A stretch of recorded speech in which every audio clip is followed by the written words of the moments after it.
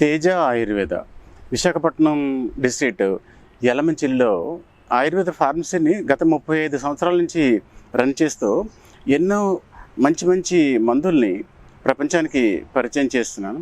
ఇవాళ మీ ముందుకు రావడం జరిగింది. ఈ మధ్య కొన్ని ముఖ్యమైనటువంటి కేసులు చూస్తున్నాము. ఆ పేషెంట్స్లో ఏమవుతుందంటే థైరాయిడ్ గ్లాండ్ అనేది వాపు రావడం జరుగుతుంది. వాపు వచ్చి మరి వాళ్ళలో హైపర్ థైరాయిడిజం లక్షణాలన్నీ కనిపిస్తున్నాయి టెస్ట్ చేస్తే. ఈ గ్లాండ్ వాపు అనేదాన్ని ఎవరు ఏమీ చేయలేకపోతున్నారు, ఒక్క సర్జరీ తప్ప.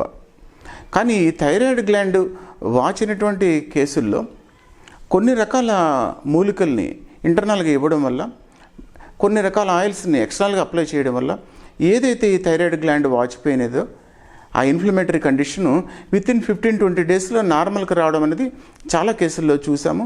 ఇవి ఎక్కువగా ఎక్కడికి వెళ్ళినా సరే ఇలాంటి ట్రీట్మెంట్ లేకపోవడము, ఇలాంటిది ఒక ట్రీట్మెంట్ ఉంది అని చెప్పేసి మీ ముందుకు తీసుకురావడానికి మా ప్రయత్నము. ఇలాంటి వీడియోల్ని మీ ఫ్రెండ్స్కి మరి వేరే వాళ్ళకి అందరికీ కూడా షేర్ చేస్తారని ఆశిస్తున్నాను. పర్టికులర్గా ఈ యొక్క థైరాయిడ్ గ్లాండ్ వాచినటువంటి కేసుల్లో కొన్ని రకాల రెమెడీస్ని మనం చెప్పడం జరుగుతోంది. అందులో రావి చెట్టు యొక్క బెరడు తీసుకొని, జుబి చెట్టు యొక్క బెరడు, మర్రి చెట్టు యొక్క బెరడు, ఈ 3 రకాల బెరడులను తీసుకుని దాన్ని ఉదయము సాయంత్రము కషాయం కిందటువంటి కాచి ఉదయం సాయంత్రము తీసుకున్న పేషెంట్స్లో నార్మల్ వితిన్ 15 or 20 డేస్లో నార్మల్కి రావడము జరుగుతుంది.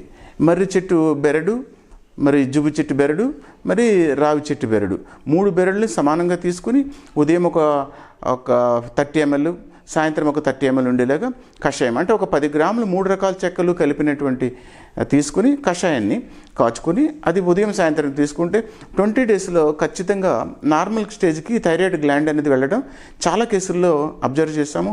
ఇలాంటి అద్భుతమైన విషయాల్ని మీరు మిగతా ఫ్రెండ్స్ తోటి షేర్ చేసుకోవాల్సిన అవసరం ఎంతైనా ఉందని చెప్పేసి నేను భావిస్తున్నాను.